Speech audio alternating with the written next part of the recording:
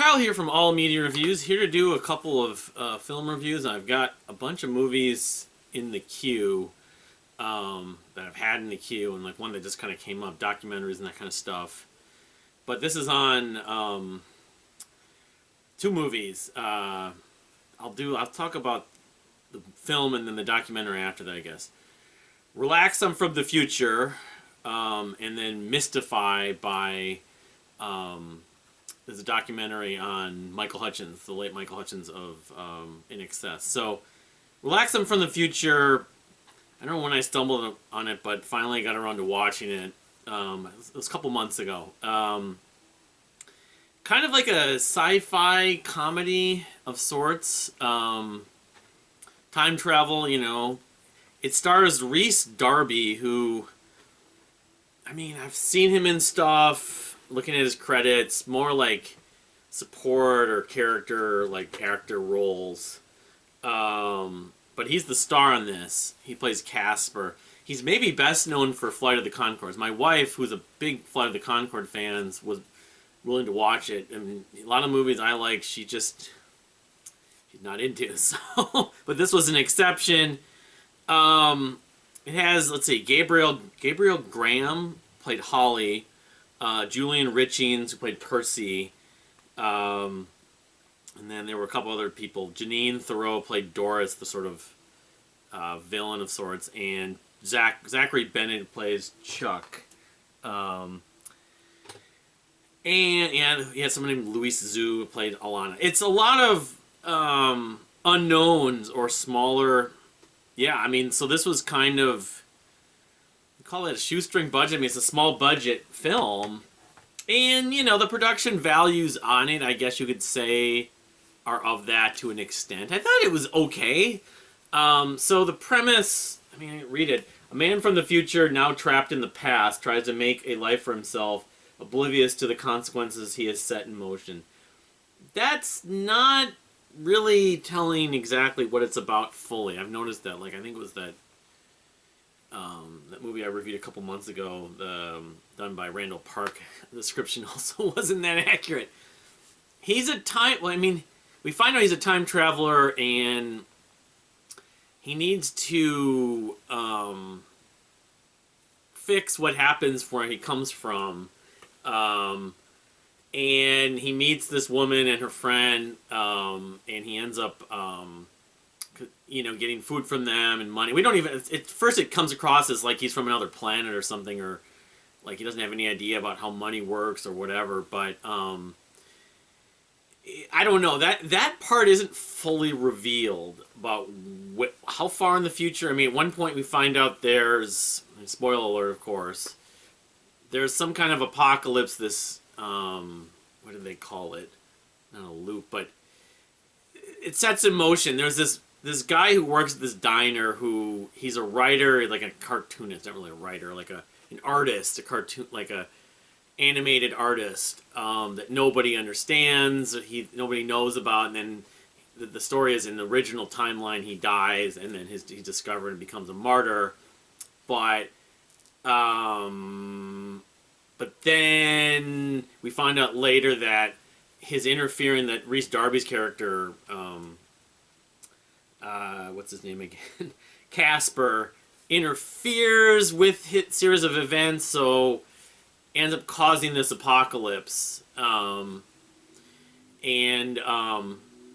Anyway, and then you get a version of, and then the villain, ends up trying to hunt them down, and she has this thing, this little, it's not a gun, it's like a graft. It shows a different color.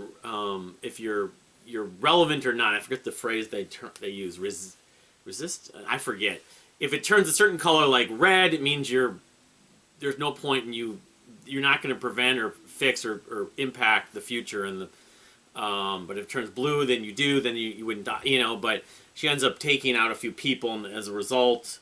But he ends up going into this like bomb shelter for a while, different series of events, and taking this guy Percy, the writer who they discovers.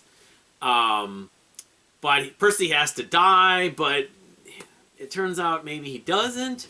So, and then you have Holly, Gabrielle Graham, who's probably the best, actually probably the best character in the movie. I mean, I like Casper, but she's kind of more grounded, and she's just like, you know, what the bleep, you know? I'm not going to do any of this stuff, you know? And the thing is, she finds out because the thing that definitely just, this movie reminded me of a number of different movies and TV series with time travel, which is not that weird. But the one, like one of the tropes, of course, they used in Back to the Future 2 with the sports betting, they kind of did for this as, you know, they borrowed that a little bit. They used it with the lottery, and that Bryan Cranston movie from last year that I saw used a similar, but that was a true story, knowing... But she knew the lottery numbers and stuff, knew the where the scratch off with the winning ticket would be, where like so it had to remain kind of low where she couldn't win the jackpot like a Powerball kind of thing, but she could win scratch offs that could get her whatever $10,000 just to survive and make do, so she didn't have to work really. I forgot what they said she did initially. She was like an artist. Well, she worked at a club. She was we watched this in segments, you know, but she was like a bouncer. She was like a security person or at a club. That's the funniest thing is they go to the club, Casper and Holly do, and he knows like the bands at their peak and all this stuff. She's like, "How do you know that?" It's like, "Well, because I've seen them." But she ends up sort of taking things into her own hands to a point where, you know, she's looking after him, and she isn't really. She doesn't really matter either in the grand scheme of the future. The villain basically determines, but that's not what happens, actually. I mean, the third act, it got to be a bit more complicated explaining how the timeline worked. The first two acts were just kind of straightforward, you know, odd characters meet each other, and they're in a certain dilemma. But I wasn't bugged by it too much. You know, it had charm, it had heart to it to some degree. You do see another version of the Casper character show up, and so that's another trope that they, of course, used in Back to the Future. You know, they're talking about how the time loop it like turns into like a blob, and the whole like continuity of time and restoring the timeline and all that stuff. I think they didn't want to bog down too much to it. They did a little bit in the third act, and like Percy's character, the Percy character, Julian Richings. It's like, what are his motivations? He doesn't want to die. He died for, you know, he's got 5 different versions of, they said he could have done or what he was supposed to do and didn't do. And he wrote a book, of course. But, yeah, I mean, it was humorous at points, you know, not amazing, but it's interesting, you look at the reviews on IMDb, and a lot of them are praising it, but actually the rating is at like 5.3, and it's not even listed on Rent Your Music right now, but... It's called Relax, I'm From the Future. If you like kind of quirky sci-fi, it's worth checking out. I mean, Looper's another one. And there's different movies that remind me, like the story, like 12 Monkeys, totally. I was like getting a 12 Monkeys vibe, but 12 Monkeys is more serious. It never got to be super dark, and you know, although there's a little bit of, you call it gore, although it doesn't look that real. I mean, it looks semi-real, but yeah, I mean, Janine Thoreau I've seen in some other stuff, but because she goes back to the 90s. And Holly Gabrielle Graham, it's weird. She looks like super familiar, like there's some other actress that she reminds me of. I mean, she reminds me a little bit of Janelle Monáe, but there's another actress that she reminds me of. I still can't come up with, but the only thing that I really recognize, she was on one episode of The Expanse, like the second season. She played like a belter prostitute, but probably with a belter accent and everything like that. But I'll get to see her do more things. And the guy, the director and writer, Luke Higginson, this is like his debut. It's like first thing he's done, really, at least from his own. So I'm curious on what he may do in the future, and, you know, we'll see. So moving on to the Michael Hutchence documentary. This is not new. This came out in 2019. Like, Relax from the Future was 2023. It's screened at some festivals like a year ago. So, but Michael Hutchence, it's called Mystify, Michael Hutchence. It's like an hour and 42 minutes or something like that. It's not a short documentary, and it doesn't do that much on inxs. I mean, it tells some of their story arc to a degree, but it's really just the background of Michael Hutchence. The fact his parents had his mother took him away to America because she was trying to get a job, just left with him, even though she was still married to his father.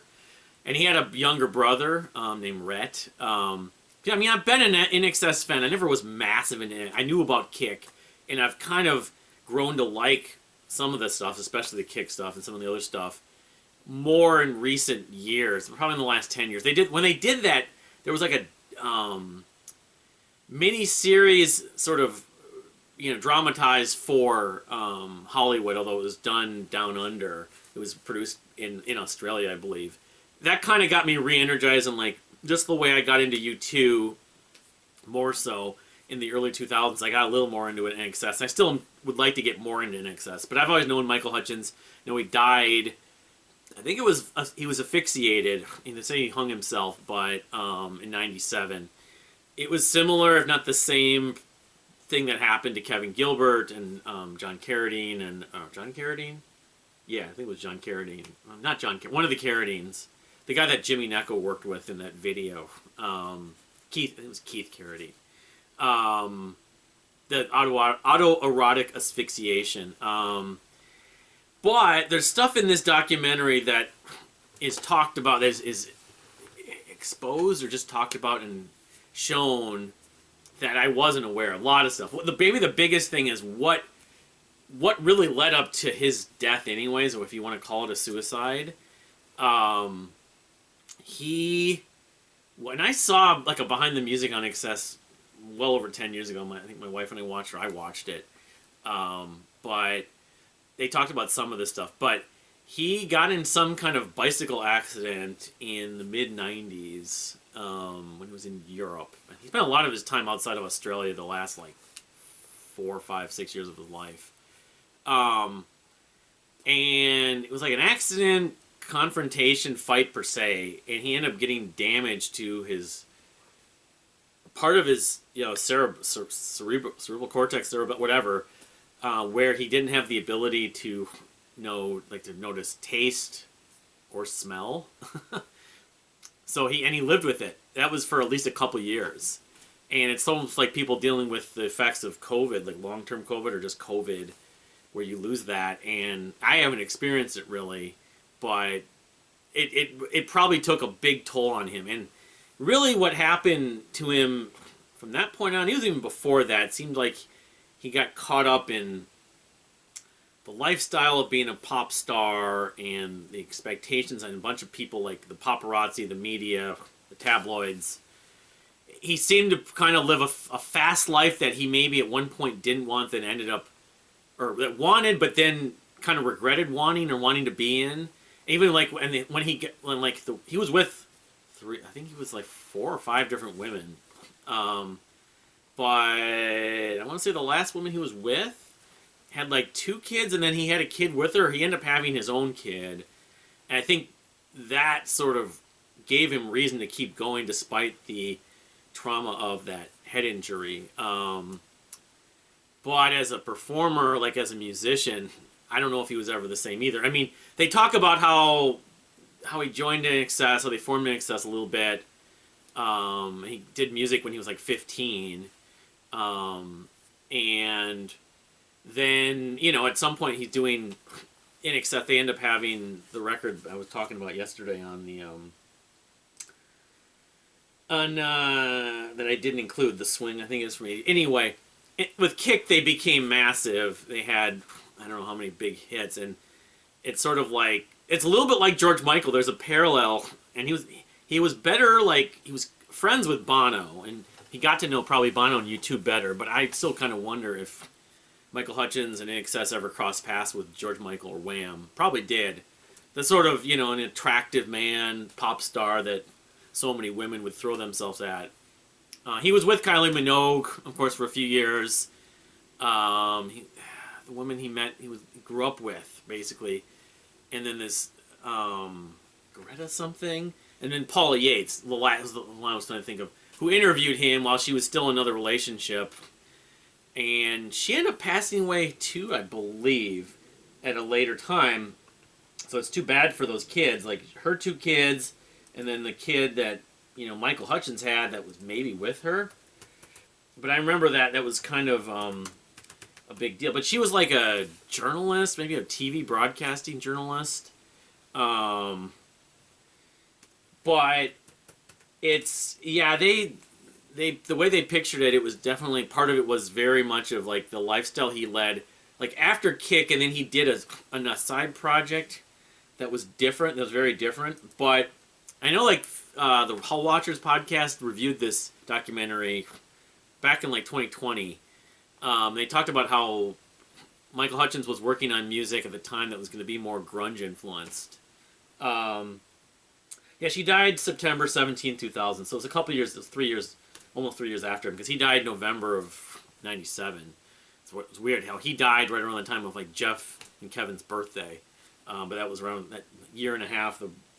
Jeff Buckley didn't die from asphyxiation; he drowned. But it kind of crossed my mind about Kevin Gilbert, and around that time, the asphyxiation and pop star. Kevin never had the success that Michael Hutchence did with, maybe in some ways for the better, but Bob Geldof. I was forgetting the fact that she was married to Bob Geldof when they were crossing paths, and then ended up having, in effect, an affair. But Michael Hutchence never really had any infidelity until that point. There was some woman, that's right, when he was with Paula Yates the last few years, there was some woman he knew when they were recording, inxs was recording what was their last album, or was going to be their last album. There's some woman he was seeing, but I think it caught up with him, everything with the head problem and some of the lifestyle, even though he had the kids that, he loved dearly. But, no, he was a great talent, a great singer. Said that he became more of it. He wasn't naturally. It's just interesting his brother never pursued music because his parents were just prioritizing everything for him, but he didn't realize at the time, and then he felt guilty about that later.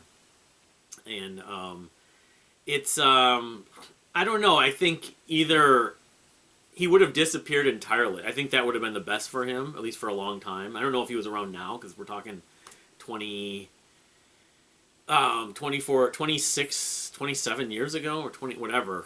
But, I forget the name of they did talk about that other project, something X or whatever, besides inxs that he did. I have his catalog here.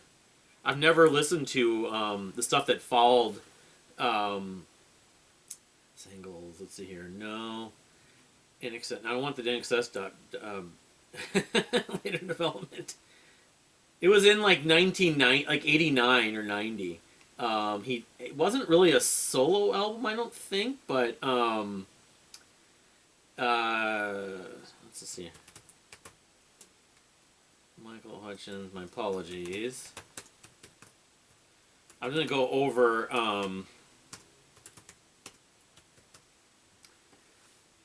Max Q, and they did a video for it. Max Q. Yeah, I mean it's kind of like, and Daniel John's thing was kind of, I was being reminded of too, because Daniel John thankfully hasn't passed away, basically, and he's done solo music, but Silverchair and that whole lifestyle, the whole pop rock star, whatever lifestyle got to him, and he's been dealing with mental health struggles recently, even though he did some other side projects and stuff.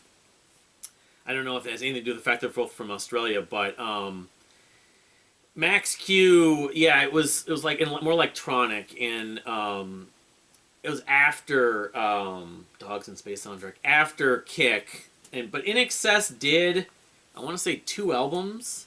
I don't know the inxs. I mean, as much as I'd like to, like, I know inxs, I know Kick, I know some of their songs, but their albums I don't know that well. I'd like to see them get in the Rock and Roll Hall of Fame. Their singles were massive. But after Kick, it seemed like that was their peak, and then they never really recaptured that that kind of that level after that. They had some songs that were popular, but they did what was it? They did a couple albums in the night, like in the late. Yeah, after Kick, it was X. That's the album I was thinking of. X, Welcome to Wherever You Are, 92. Full Moon, Dirty Hearts, 93. Elegantly Wasted, 97. And then there's some archival or some other stuff that came out after that. But no, I mean, they definitely peaked with Kick. Although, some of the records after that, looking at that, X did pretty well. Just, anyway. So that's kind of my take on Mystify. It's available to watch on YouTube for free with ads. So if you've seen that, and if you've seen Relax from the Future, like I said, I have obviously other stuff I'm going to be working on. Do probably another Kevin Gilbert video, at least 1 year, maybe 2 years, at least 1 year. These albums of the year thing. So my projection to finish that out would probably be sometime this summer by like July, unless I can do more than one in a week. And I have the hate list, which I talked about. I know some other channels have been doing that kind of thing. I talked about that a few weeks ago. I've made some of that. And then I have the Minnesota music list. I don't know if both those will be coming this week. At least one of them, I'm hoping. But I have to review. I'm going to watch American Fiction with Jeffrey Wright, this film called Past Lives. Those are the two biggies. And then maybe that Fantasy Island film from a few years ago. So... But that's my take on these two films. Again, have you seen them? I'd love to hear your take. Love to hear your, your review or whatever of them. But thank you for watching, and we'll see you next time.